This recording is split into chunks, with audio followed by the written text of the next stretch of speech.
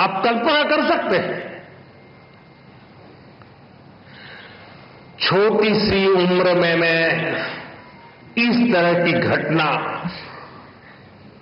मां को इस तरह खो देना,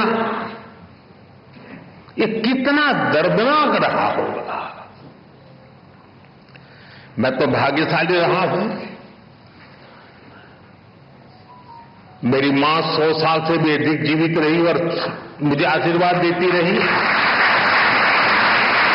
उसके बावजूद भी आज भी मैं मां की कमी महसूस करता हूं। साथियों, उनके जीवन का एक ऐसा दर्दनाक घटनाक्रम था, कोई भी इसे टूट सकता था, लेकिन कोविंद जी को उन मुश्किलों ने मजबूत किया। पड़ोस की एक माताजी ने उनके पालन पोषण में मदद की। इसे उन्होंने समाज की एकता और सौहार्द की ताकत को समझा। इस घटना के बाद कोविंद जी के जीवन में उनके पिता की भूमिका और बड़ी हो गई और जिस तरह से उन्होंने अपने परिवार को संभाला, बच्चों को संस्कार दिए, इसलिए कोविंद जी अपने पिता को अपना हीरो मानते हैं।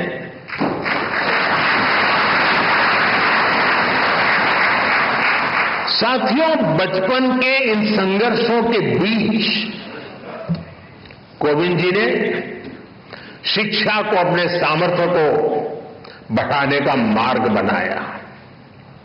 उन्होंने मेहनत की, उन्होंने संसाधनों की कमी को कमजोर नहीं बनने दिया और एक ऐसे मुकाम तक पहुंचे जिसकी कल्पना भी तब लोगों ने नहीं की होगी।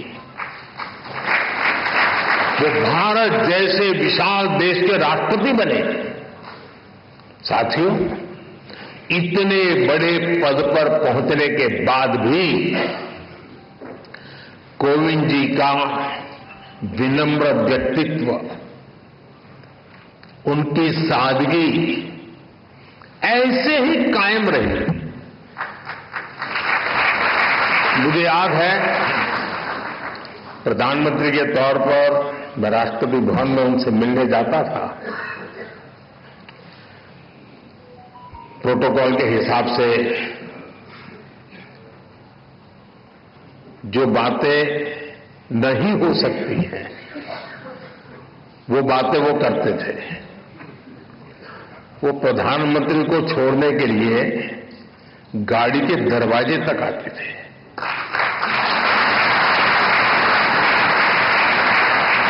मैं शुरू में उनको प्रार्थना करता रहता था, प्लीज आप ऐसा मत कीजिए, लेकिन उन्होंने जीवन के आखिर तक अपनी उस विनम्रता को भी छोड़ा नहीं।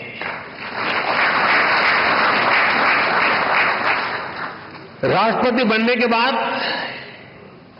जब अपने गांव परौंठ गए तो उन्होंने वहां अपने गुरुओं के पैर छूकर उन्हें प्रणाम किया। गांव की मिट्टी को नमन करके उन्होंने गांव के सामान्य लोगों का धन्यवाद किया। पूरे देश ने वो भावुक दृश्य देखा था।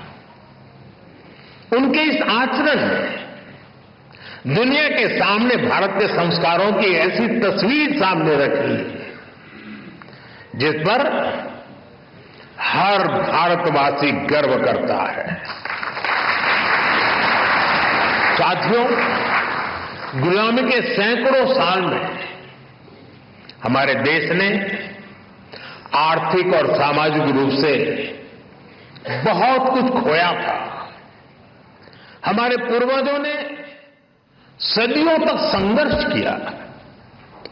महात्मा गांधी, बाबा साहब आंबेडकर, ज्योतिबा फूले, सावित्रीबाई फूले, ऐसी कितनी ही महान विभूतियों ने भारत के नवनिर्माण का सपना देखा था। एक ऐसा भारत जहां गरीब से गरीब, वंचित से वंचित को शिखर तक पहुंचने का अवसर मिल सके। कोविंद जी जैसे व्यक्तित्वों ने अपने श्रम और काबिलियत से केवल खुद का जीवन ही बदला इतना नहीं है, उन्होंने सदियों के उन स्वप्न को, उस विजन को भी साकार करने में अपनी अहम भूमिका निभाई है। और इस दिशा में हम सबके प्रयास अभी भी जारी है। हमें भविष्य में कोविंद जी जैसे अनेकों युवा चाहिए जो परेशानियों से परास्त न हो, जो मुश्किलों से मायूस न हो, बल्कि अपनी मेहनत से हर मंजिल को आसान बनाने का हौसला रखे। इसी बदलाव से सशक्त भारत के निर्माण का संकल्प पूरा होगा। यहीं से आत्मनिर्भर और विकसित भारत का रास्ता बनेगा। साथियों, ऐसे युवा शक्ति के निर्माण के लिए जो प्रेरणा चाहिए, कोविंद जी की ऑटोबायोग्राफी उसका अहम स्रोत बन सकती है। साथियों, कोविंद जी ने अपने जीवन में मोरारजी भाई देसाई के साथ अनुभवों के बारे में भी इसमें विस्तार से बताया है। कोविंद जी के भीतर देश सेवा की जो भावना थी, मोरारजी भाई के साथ काम करके उन्होंने जो सीखने को मिला, जो रास्ता मिला, कोविंद जी ने राजनीति और समाज सेवा को अपना मार्ग बनाया। वो अपने कर्तव्यों के लिए समर्पित रहे। सेवा को उन्होंने अपना लक्ष्य बनाकर काम किया। संसद में उनका कार्यकाल गवाह है। राज्यपाल के रूप में भी उन्होंने एक उदाहरण प्रस्तुत किया। राष्ट्रपति के रूप में भी हमें उनकी यही कर्तव्य निष्ठा दिखाई देती रही। यहां तक कि राष्ट्रपति जैसे सर्वोच्च पद से सेवा मुक्त होने के बाद भी उन्होंने विश्राम नहीं लिया है। वो अभी भी एक देश एक चुनाव, वन नेशन वन इलेक्शन जैसे महत्वपूर्ण विषय पर काम कर रहे हैं, देश को जगा रहे हैं।